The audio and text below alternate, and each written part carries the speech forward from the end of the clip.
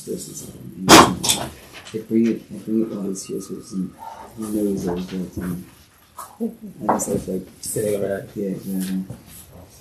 I don't think it though. So I've seen cups here for like 2 days. Right.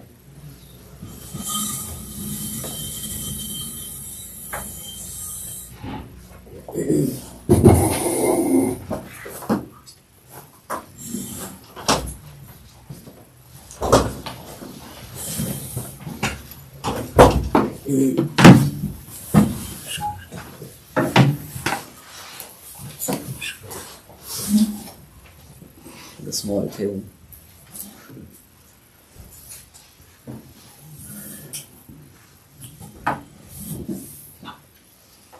So we're going to start a new mimer today in Darkecha.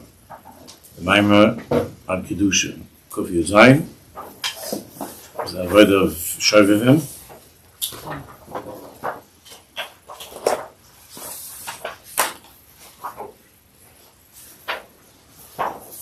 It's Kofi Zayin.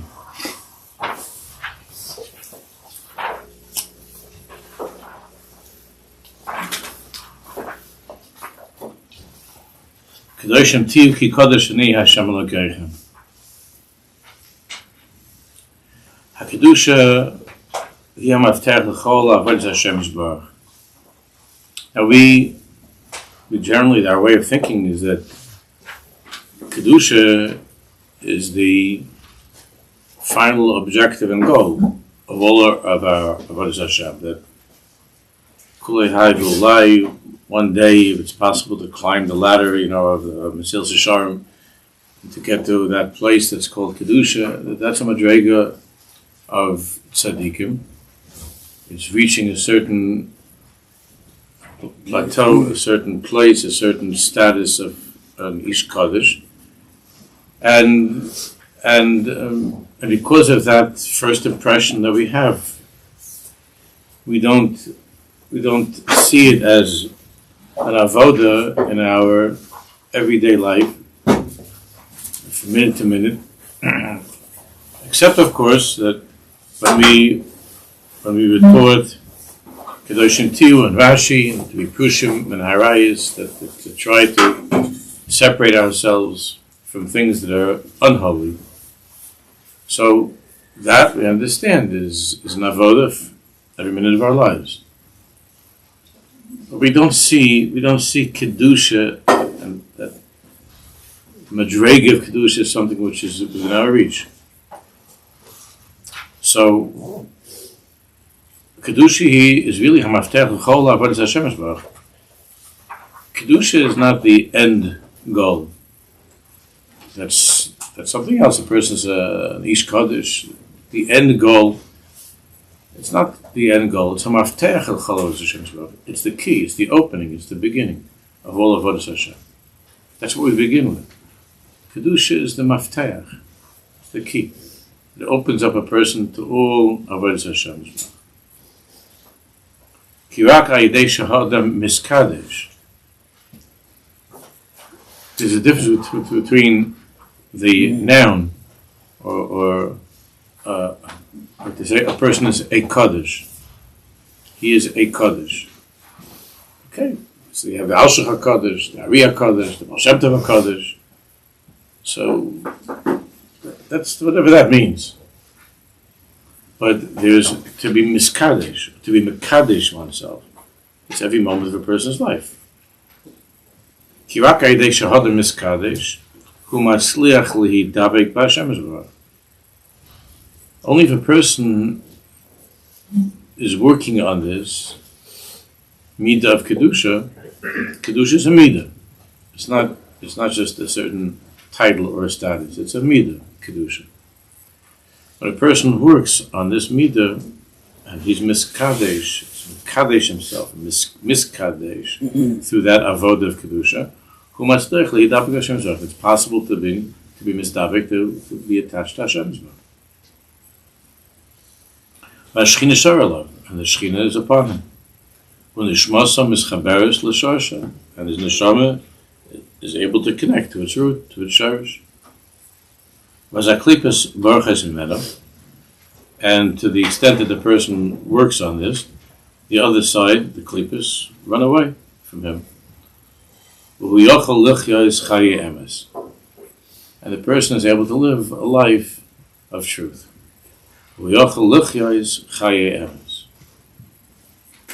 Chai emes means to be a person that lives a life of emes, of sheker. If a person is not in this avoda of kedusha, is not miskadesh, as a klippos ne'achazes by, then in everything in his life is this complication of the klippos. On the other side,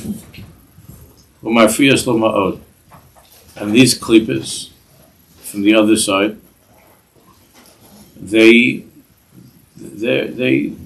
cause a tremendous disruption. A person who's not free from the klippos,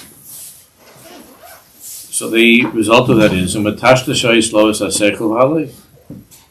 the seichel and the leiv, the mind and the heart of a person, become confused.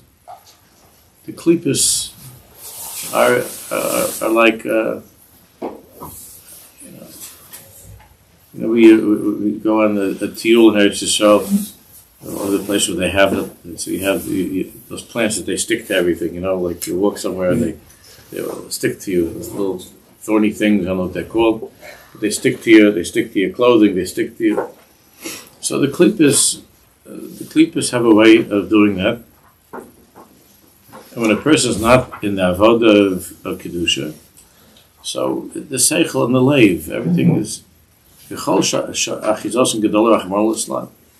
the more that the klippos are clinging to a person, that because of those klippos that cling to us, we can't feel Hashem. We can't feel Hashem. We read about Hashem, we talk about Hashem, we say words to Hashem, and so on, but just not able to feel Baruch Hu's presence. The Shechina is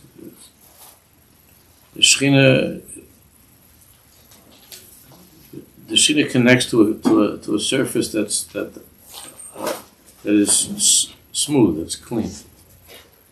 When a person is at least in the Avodah of kedusha, so then there are areas of his life that are smooth and clean, and there could be Hashras HaShechina. You could feel Kodesh Baruch Hu, not always, but if possible, that's great. But even from time to time, there could be a Hagosha of the Shechina, a Hagosha of Hashem. But without the work of kedusha, so the person is mikaf regel v'ad roish, from the toe to his head is surrounded by sarviv rishoyim yishaleichim. He's surrounded by these klippos that create a certain blockage between himself and the Shechina, and it's hard for him to feel a lukus.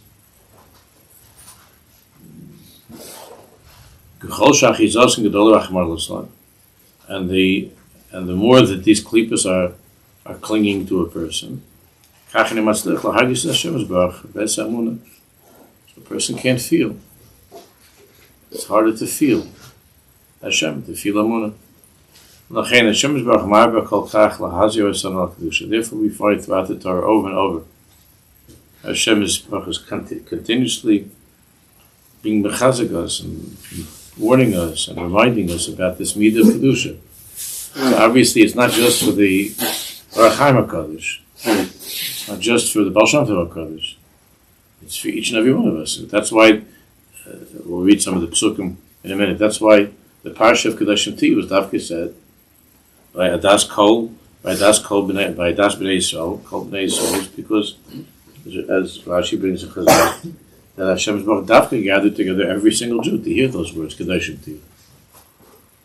He didn't do that for all the parashas of Torah, but when it comes to Kedusha, Kodesh T, everybody had to be present. Everybody to hear them. We would think that's just the opposite. You only have the big tzaddikim. You should only have the top 5 people in the class, coming to that Shiur of Hashem. Kodesh to you. The rest of the chaver, let them stay in the gym or in the schoolyard, do what they're doing because it's not shaykh to them. Kodeshim to you. Kodeshim to you is only for the top chaver. But that's not how it was given. Davke Kodeshim to you was given in such a way of Adas B'nai Yisrael. Adas B'nai Yisrael. Everybody has to be there for that. And so it was throughout the Torah. That Kedusha is something which is for everybody. It's not just for Kedoshim, or people who have a tremendous netiyah and inclination for Kedusha. It's for everybody. L'chein Hashem Yisborach marva kol kach lahazir osam lakedusha levakesh mi'iton l'his kadesh. And Hashem asks us over and over and over, not to be Archaim Kodesh, that's Madrega, but l'his kadesh, to bring that into our Avodah of every day. L'his kadesh. Kedavar zo yisoid muchat l'chol ha'avodah. It's the most basic yisod, it's the maftech, it's the key to all of our Avodah Hashem. It's not just the end, the tachlit. It's the beginning. There's Am Kodesh LaHashem Elokeinu. You mean Am Kodesh LaHashem Elokeinu? I once mentioned that there's an old chavrusa of mine that he once told me that he was one Friday night he was saying it to Torah, the kids, and the kid were getting older, and he was always saying about Kedusha and the Torah that he had Shabbos at the table, and he was saying about Kedusha, and he would say Heilig and Heiligkeit and so on, holy, Heilig, and at some point the kid was already a little bit older, and he said, "Can I say something?" He asked his father, "I've been hearing that word my whole life. All you ever say is every Torah is about Kedusha and Heiligkeit." He says, "What is that? What is that? What are you talking about?" He always translated to say holy, heilig, holy, heilig. And the truth of the matter is that it's been translated many ways, and there have been countless attempts to try to explain what does it mean. What is Kedusha? Over the years we've spoken about that a lot. What does that mean? Heiligkeit, holiness. What is that? So the easiest answer is to behave. What's the Avoda of Kedusha? It's not Avoda. It's not a title. It's that too. But what does it mean, the Avoda?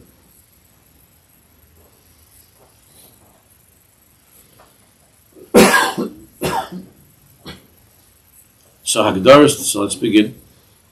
Aleph. Amen.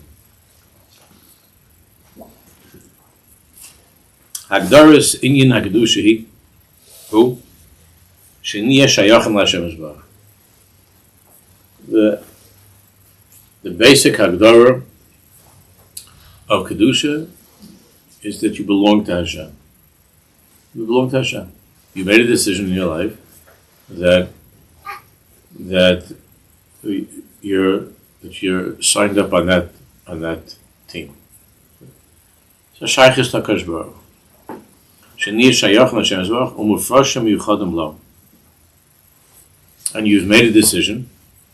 This doesn't just happen. You've made a decision that you are prepared because of your emunah. You are prepared to move away from the other side of life that is pulling you, and to be mufresh u'meyuchad lo, and to devote yourself to Hashem. That doesn't mean there aren't occasional lapses or weaknesses, but you have made a broad, general, strong decision to commit yourself to a life of Avodah Hashem. That's the Aleph. Which if we would go and just talk to all the boys and girls, or to ourselves when we were younger, when we were in school, and we were learning and so on, even as we developed and grew older, was there any point in a person's life where he or she actually said, to Hashem, to the Shechina, you are mine. Or was it just first grade and then second grade, and then somehow it became 10th grade, and 11th grade, and you already made a siyum, and you had your bar mitzvah ready, you made a siyum, and you doing different things, and you just, you continue on sincerely and honestly trying, to do the right things, but there was never actually a clear decision to move in, to marry and to move in. To marry and to move in with Hashem's Baruch. So therefore, what very often, what happens to us in life is that since we never made that commitment, so then, you tend to drift back to a lot of, girlfriends. I don't mean literally girlfriends, but to other things from the other side, because you never actually made that commitment to the Shekhinah. Of course, even if you do, it doesn't mean that there won't be moments that you chalila that the person cheats a little bit. That's an avodah of one's entire life. But that commitment of who do I belong to?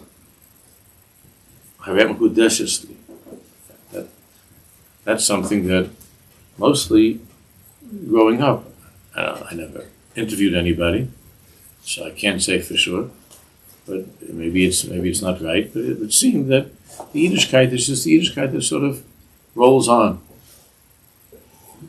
It just goes sometimes in a better direction, sometimes in not such a good direction. But it's not with that hiskadshus to say that this is where to separate oneself and to dedicate and to devote oneself, that this is the tachlis of my life. To make that kind of a commitment.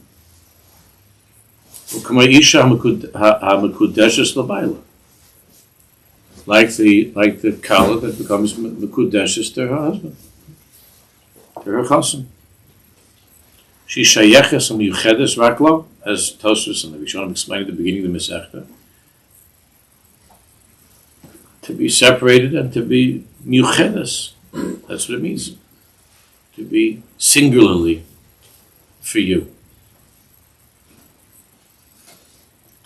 Kach anu miyuchadim lios shayochem rak LaHashem Yisborach. That's the meaning of Kedusha. To be miyached oneself. Yichud.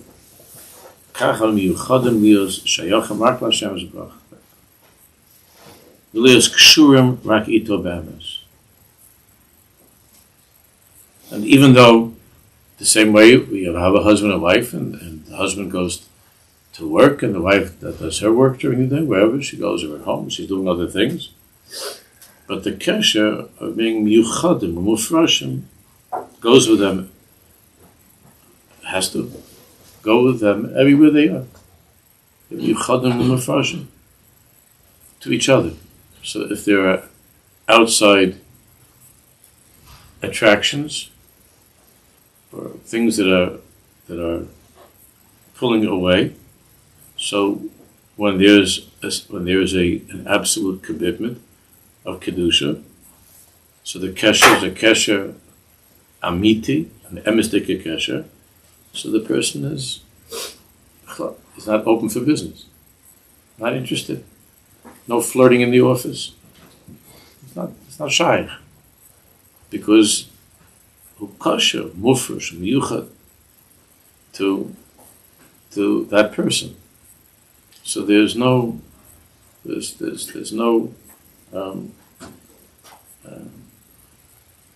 experimenting. There's no open gates or doors to something outside of that relationship. It's a relationship of Kedusha. Karchanim yuchadim lios shayachem rak LaHashem Yisborach lios kshurim rak ito be'emes. Like ito be'emes. Ki hu kol chayenu. Ki hu kol chayenu. Ela sheb'shvil lizkos lezeh. In order to be zeicher to that, One has to pick up and move away from the klippos, to pack your things and to go away from the klippos, to make that decision, and to go away from the other side. B'chol chalkeim.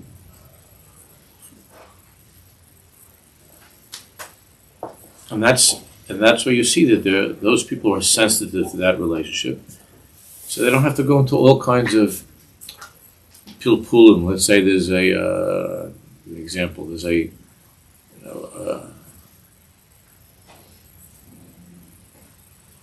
work in a firm, you work in a place, a company, and there's they're having, because of the holiday season, so they have parties or things. So it's not, to what degree can I participate in this without violating halacha? The same way that the husband, he's in the office, and there's a secretary, there's a girl. I'm just looking very plainly. I'm sorry if it sounds a little pressed, but I'm not talking about some 75-year-old. There's a girl in the office, and he's not just answering a question about some specific thing, but it goes a little bit too long, and the contact is a contact that's more than just a perfunctory answer to some specific thing. So it's not a shaila of halacha. Like we were learning the halachas of Shmir Sinai, and the eyes, wandering to the wrong place. There's a sensitivity that a person develops that the person feels that this is interrupting my yichud and my kesher with my wife. There's a yichud with the wife, and there's a kesher amiti with the wife. And this is so. Before getting to any conversations over with the Shulchan Aruch and the Torah and the Bach, before getting into those conversations of what the poskim have to say about that moment in the office, the person who works on Kedusha is sensitive to this and knows that this is a klipa. There's something here that could start sticking, and it's a klipa. And it has to do not just with that inyan of men and women. It has to do with this is not so politically correct, but when you listen to a certain kind of music, you go, it's mutter to listen to this. You go, I'm talking about Jewish, what they call Jewish music. No, it's not Jewish. They go to the chasnas now, and the noise and the thing. A person who's sensitive to Kedusha feels nauseated on it. It's repulsive, the music. It's not like other people say, okay, don't get so worked up about it, that they're singing some I don't even know what to say what the words are. You can't even hear the words, and the way the guys stand up there. And any person who has a sensitivity to Kedusha feels it. It's repulsive. Not that the people, God forbid, that they're bad people. That's something else. But the maimed, the matzah is repulsive. It's something which is revolting. It's not that to say, it's okay, the kids like it. It's repulsive. There's a feeling of revulsion that when there's something there that it's on a different frequency than that yichud with Hashem Yisborach, especially when it's posing to be something which is yichud with Hashem Yisborach. So people are getting ready now to go away a little bit, maybe to some warmer place, or to go somewhere a little bit for the kids, on vacation.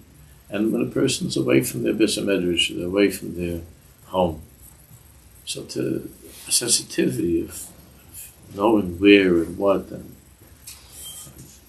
it's a certain feeling that a person has who's living in the world of Kedusha, of Yichud. It's not a question, is it halachically permissible to go to this place? So somebody asked me that they wants to go, they don't have any children, it's a young couple, so he wants to go. Somebody asked me this the other day, he wants to go someplace, and he says, is it okay to go, away for a week if there's not going to be any minions? There's no minion. I said, why do you want to go to such a place? There's no place to die. He said, even Shabbos, he's going to be Shabbos. So he's telling me, it's not Pasha Zoch or anything. I said, why do you want to be someplace where there's no Shabbos? To be, no Jews cruise or something, and to be someplace. He has all the food. They'll get it frozen and sealed, in one of the places, and they'll take their food with them. They can have this romantic getaway. Yes, so we're talking about halacha. You want to know what's the chiyuv of hearing Kriyas Torah or davening b'tzibur. It's not just a question of halacha. That's, of course, you have to ask yourself, what's the chiyuv? And can you put yourself, I'm not talking about any emergency, can you put yourself in a matzav where you don't have a minyan, where you just, like you have a week that you're not part of Am Yisrael for a week or something, So it's not a question of halacha.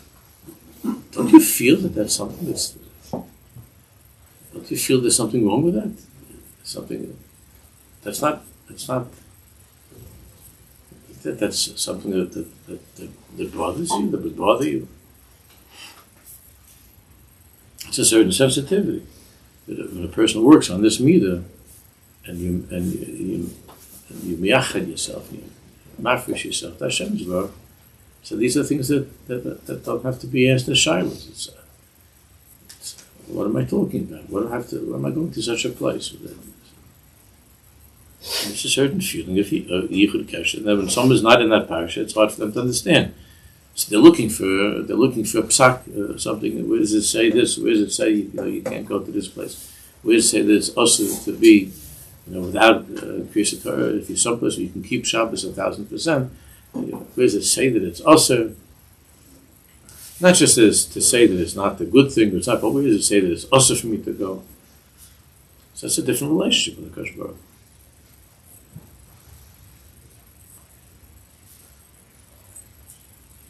בשביל לזכור את הזמן צריכים לפרש מהקליפות בכל חלקיהם קיים המסנגדים כביכול השם ישמור. The klippos are the misnagdim tasha. V'hem hamarchikim mashachas elav, and they create a distance between a person and a Kodesh Baruch Hu. Sometimes it's less subtle. Sometimes it's very obvious. It's not. Sometimes it's very, very subtle. So that could be. That could be more of what's considered nowadays to be more of a subtle thing. You could look at Jewish advertisements in the places that we advertise, and everybody's looks a certain way, and they have all the right look and everything. But it's oozing with things that are inappropriate that are misnagdim to kedusha. It's hard to explain. It's misnagid to kedusha. Even though it's posing, you plop a yarmulke, like you see in a lot of these, they have like these ads, like for men's suits. I'm not talking about Hasidish, for Bekishes. They start doing that. That's so bizarre. but they have like for men's suits, and they have these. You can see that they have these models, men. Oh, goy. You don't have to be a maven to schmeck over here that this is a guy. And they have with the computer, they make a little black thing on his. You ever see that?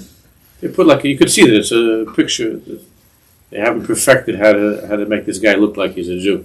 So have some like a guy, a model that they took from the computer, some picture, and he's standing there with a suit, with the thing, the whole business, and he stands there like this, and he has that half angry, apathetic look of like a hunter for priests, and then they put a little computerized yarmulke on him, and then they put it in the Frum magazine, and all the Shabbos everybody's sitting around after the Cong, looking at some Italian guy from a Jewish, advertising suits from a Jewish store in Borough Park. It's got that look. It's not a goal nefesh. It's repulsive. It's revolting. It's revolting. You try to go to a Jewish restaurant. You think you're going to have a little quiet time with your rabbis, and they're playing such music because it's not it doesn't come with the hashgacha. Doesn't come with the hashgacha, and the workers there they can't put their hands into your supper. They can't be oisik with your food. That's what they're all doing. They can't be oisik with your food unless they hear that music. They can't work. Because that's what I've been told many times over the years, different places. They could go. I remember when I was younger, and I went to one of the Jewish supermarkets, and they're blasting crazy music, and I went to the guy. Well, I know the guy, one of the guys that's the manager there, and I said, "What's going on over here? We're walking around over this. This is everything Shabbos, black kosher, everything is 100%. Everything has got all the right labels with Hebrew, not just English. Everything is right, and you're playing such crazy things." So he says to me, "What am I going to do? I can't get them to work unless they don't work. They have to work with the. I don't know. They move with the music, and unless you give them the music, they're not going to do their job." She said, "So it has to be so loud?" He said, "Yeah, that doesn't work." But how do you explain it happening now at our weddings? Also because of the workers. That's also for the workers in the kitchen and the back, but they might not even hear it so loud that you can't talk to somebody at a wedding. Every time I come back from a chasna, it was like giving 45 shiur. I can't talk after this because you're talking to somebody next to you, and what? He's screaming. So somebody told me he asked the band, the guy, "What are you doing? Like, why are you doing like that?" So he said, "This is the kids, because they're not going to book us. We want to get the upcoming Chassan and college, or else they're not going to book us. We're not doing it for the old guys. Put in some earplugs. There's a lot of people wear. Put in some earplugs. What about the babies whose ears are being messed up? They're a long way off from Chassan. I'm not worried about that. We got to go after like the 20-year-olds. The girls are coming in the tight skirts and the tight outfits, and the guys are coming holding a glass of schnapps. These are the ones we're working for, you understand? Because this is the next Chassan Kal. We got to get this. We got to get this gig. So this guy, you see Bacham walking around like this. Chassan is walking. This guy and this girl, that's the next gig. That's my parnasa, not you. Some old guy, that's got some hearing problems. That's not our issue. What about hurting the babies? Talk to the United Nations. What are you going to do? You go to some humanitarian organization about that. We have to make a living. But it's not repulsive to feel it's a goel nefesh when you walk into a room of Jews filled with Jews. It's not goel nefesh. It's the opposite of kedusha. Even though it's the lyrics might be, if you could pick them up, it's hard to hear the lyrics. But the lyrics are even, but it's not Jewish. It's missing completely. It's from the klippas the machik mashaychus the machik press from Shams bar. L'chein tachas Hashem kedusha nechnosim in yonam rab. If under this general category of kedusha, there are many in yonam. There are countless things that are part of that are included in that world of kedusha. But of course, at the top of the list of inyanim that are under the heading of kedusha, at the top is the Avodah of Yosef HaTzadik. It's Kodeshim to you. The girl in the office, Pushim min harayis. B'roishim shmir v'gedem harayis. Alugam shmir ma'avodah zar, but we see in the Torah that the word kedusha is used in the context of other things, not just harayis. That's the general aleph, is when it comes to things of men and women and so on. That's the aleph. That's the top of the list. But then there are many other places throughout Tanakh where the word Kedusha is being used, and it's not talking about Aish, it's talking about other stuff. Avodah Zarah, Shmir, and all the rayus of Avodah Zarah. Now, Avodah Zarah is also a general category, but under the listing, under the heading of Avodah Zarah, there are all kinds of, many different things under the heading of Avodah Zarah.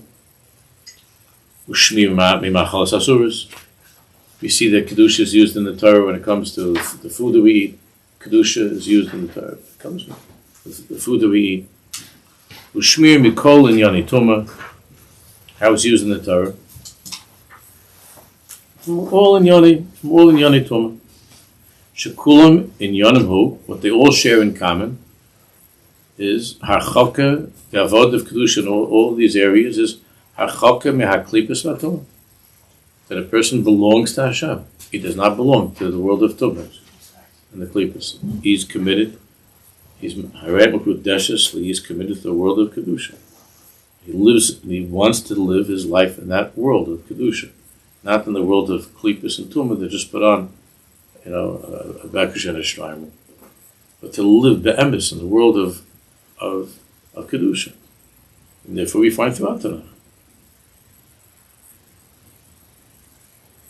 So it's good to just look at Kuf Peital. Let's just go over a little bit.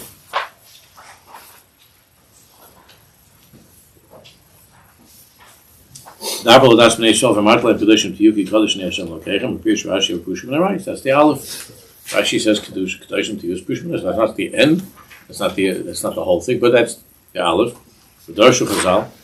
Lo menemra Parasha Zuba Hakel. The note continues on page Kuf Yud Ches. Why did Hashem say this parasha of Kedoshim to you in the presence of the entire Jewish people? Why was it said in such a way? In such a public event? It doesn't just mean that the parasha has a lot of mitzvahs, parasha Kedoshim. It means that the whole Yiddishkeit is included in this Avodah of Kedusha, is all of Yiddishkeit. It's not enough just to stay away from Yisurim. That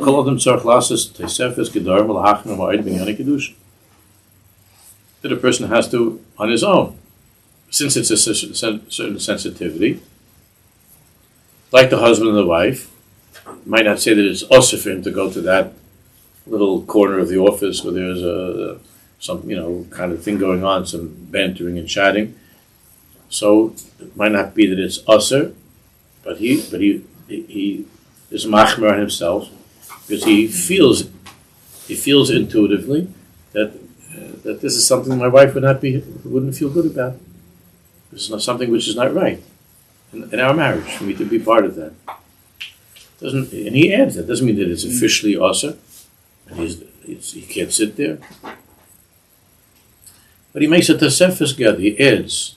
When it comes to Kedusha, because it means commitment and belonging, so that it's natural that the person adds different his own personal restrictions, his own personal additions to protecting that world of Kedusha that he is committed to. See, he makes certain gedar. He makes gedar. Last the sevens gedar lahachmir ma'oid b'inyan kedusha.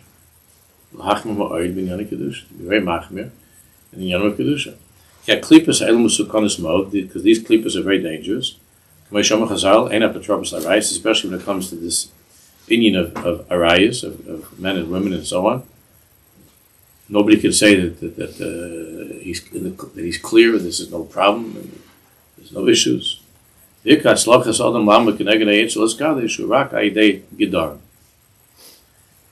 ikar hatzlacha that a person has when it comes to Kedusha is his own personal gedar that he makes. It's not going to all be spelled out. It's not clear. Maybe later on you can go home and try to look into different things in the poskim. But again, it's a certain sensitivity to create that wall within the world of Kedusha that you want to live in. So it happens with the Gedorim that you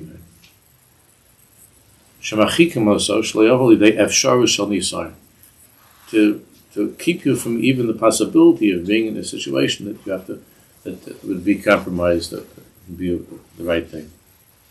But the emphasis in Chassidus is always that this is not something that's done in a way of resignation and a way of sadness or depression or anxiety or fear. This should be done b'simcha. Again, in a good marriage. These gedarim are b'simcha. I can't believe that I can't believe that I can't flirt with a girl in the office. It's all upset about that and worked up. And what a miserable life I had. I got stuck in some marriage, and now because of that, my wife hears from my partner that I was spending too much time. I went out to lunch with the girl in the office. I'm going to get in trouble. That's not what we're talking about. That's not. It's because the person is besimcha. That this is because of Harei Makudeshesli. There's nothing that gives me greater satisfaction and joy than being in this relationship, and besimcha not to stay in that relationship. It's not that I'm stuck in this miserable situation where now I have to be like I can't do the things that I used to do when I was a bacher or when I was a bachelor. I'm stuck. I can't do these things. That's what kind of relationship is that? That you're stuck. And the whole thing is not besimcha. This avodah Kodesh is tremendous. It's tremendous simcha. It's the biggest simcha because you want that commitment, you want that connection, and you're excited about being able to guard that commitment because there's nothing in life that's more dear to you than that commitment. And therefore, it's besimcha. That doesn't mean that it's easy. I'm not talking about easy or hard. We're talking about a certain attitude, a certain frame of mind, an attitude. It's one of simcha. Kamish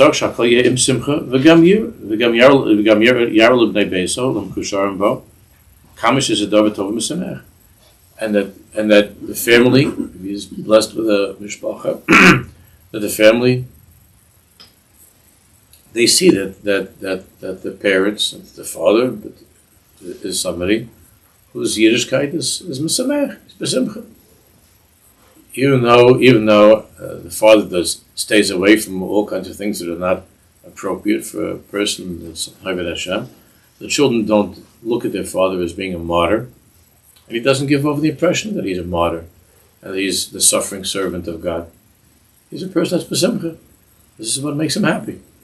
This is what is good. It's kirvus elakim li taif. It's good. This life that I have is a good life. And the children see that, and the person, the father, has surrounded with an avira of simcha, and that his Yiddishkeit is something that's misamech, and not, it comes time to go to shul to give a krach, and so on. And the kid sees that any of you who have raised or are raising children, by this point wherever that you're holding you realize that from a very early age they watch every single thing that you're doing. That's their full occupation, playing and watching. What else do they have to do? They're not thinking of anything else. So they're watching, and they from a very early age they know that their father's not running off to shul. He's like dragging himself to shul. Especially when they get old enough to tell time. The kids in the house, and the davening Shabbos morning starts at say 8:30, and it's davening 8:30. The kids in the house, and his father's dragging around like with something, sipping on a coffee, looking out the window, reading the Jerusalem Post or something, and he's sitting over there, and the kid knows it's davening starts. He doesn't say anything because the kid knows. The kid knows. Everyone is going that his father does not want to go to shul. At some point, he gives a krach. All right, what am I going to do? So he's what if she comes out, and But if she's a frummer and she sees, what are you doing here? Shul already started. It's a lo naim, The kid can see how the father goes to shul. And then everybody's wondering, how come a kid doesn't want to go to shul? There are many, many reasons why a kid wouldn't want to go to shul. But don't make yourself one of them. One of those reasons. And it's oftentimes the main reason. But it can be so subtle. I grew up in a house where my father left to go to shul 15, 20 minutes before shul started. That's why I saw that. I never saw anything. I never ever saw my father go to shul. Ever in my life did I see my father go to shul. Bisman, at the time of shul, or when it started, or late, it was always 15, 20 minutes early.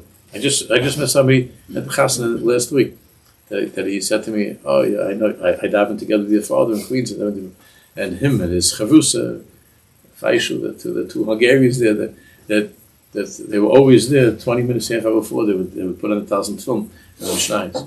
And if you walked into the shul in the Far Rockaway, you walked into the shul. My father was the first one there, and he lived. And my father was staying by my sister. They're living there, which is maybe 500 feet from the shtibel. But it took my father to get to shul because he didn't want anybody driving him. It took my father a while to walk it when he was older. It was very slow for him to walk because that's how it was when he was already older. And he didn't screech down the street right already halfway to Psukkah the Zimba, screeching down the street with a coffee in his hand, and then parking illegally in somebody's driveway, running to shul with his coffee, and throwing down his towels and films for 10 minutes, and while he has his thing there, taking it off and going running out. I'm not describing things that are far from reality, you know that. Even the screeching car is not an exaggeration. And here, so this person told me, your father and his chavus, there was the two survivors sitting over there at the table. They were always the looking for davening. What about their problems? What about problems in Emunah? and how could God have done that to us? Somehow they still got that. They still got the shul 15 minutes early. It's an interesting thing. And the kids feel this from such an early age. The kids are sensitive to this. They're watching their fathers every single move. They watch, and to have a chush, a hergish. So, who is my father married to? Besides mommy, is he? That's the same thing. Is he married to Yiddishkeit? Is he married to HaKadosh Baruch Hu? Is there a yichud here? Or is it something that he has to do, but it's not besimcha? It's not besimcha. So Kedusha is not a contradiction to simcha. To show the whole family. I'm happy. I'm excited to go. I'm looking forward to going.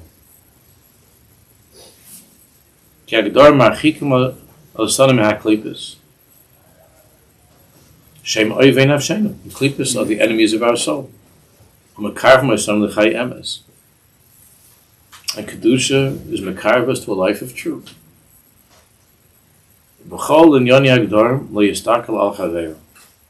And when it comes to these personal gedarim that you make, these personal chumras that you take upon yourself to keep you connected to Hashem, don't look at other people and what they do. Everybody has their own. Here's why Hashem left it for each person to make his own gedarim with his Yiddishkeit, not other people. This is not about knowing whether or not you could do this on Shabbos, you can't do it on Shabbos. That's a halacha, and that you should look up to somebody who knows the halacha better than you. Of course, you should try to do it. But here we're talking about gedarim and kedusha. That's a very personal matter. You might see another person that he's mezalzel on these things. That to him, it's not a big deal. Or you see somebody that's mezalzel in that, and that's whatever his inyan is, you should try to be down in l'kav schus. That's not your inyan, and don't judge him if he doesn't have that same gather as you. That's something else. You have a mitzvah to judge another person in a favorable way, but that's hidden. That's you. But be careful not to let that other person cool you off, just because he's different than you. You try to be melamed schus, that's why he's less particular about certain things. Try to be melamed schus, but that doesn't mean that you should be drawn into that. You have to be strong with your offense, with your gedder. He called echad tzarich lishmar al nafsho. Here Hashem gave it. He told to all Am Yisrael, this is the Indian of Kedusha. It's a very, very personalized Avoda. Of course, there are halachas, there are dinim, and you learn the halachas. But then in that world that you to preserve that Kedusha that you learned about and the halachas you learned about, it's a very personal matter. It's very personal.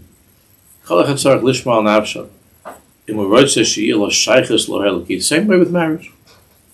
It's a very personal matter between you and your wife, how to preserve that relationship.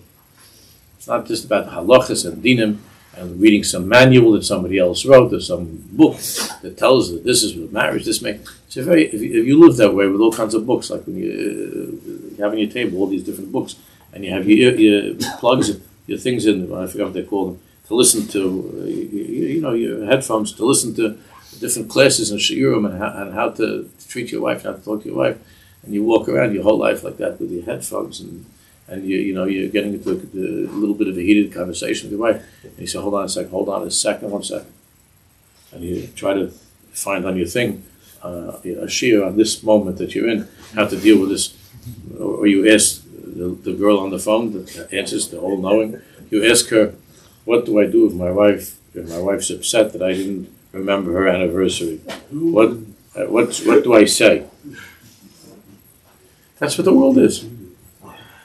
It's not on some computer. It's something the person has to himself to work on, to figure out what's the dynamics between you and your wife. Same thing with Hashem's Bar. Each person has his own Indian with Hashem's Bar. The Avodah of Kedusha is to stay in that connection, and that's a very personal matter. It's not something that you could always look up in a book. You have to. It's very, very personal. All right, Mr. will continue.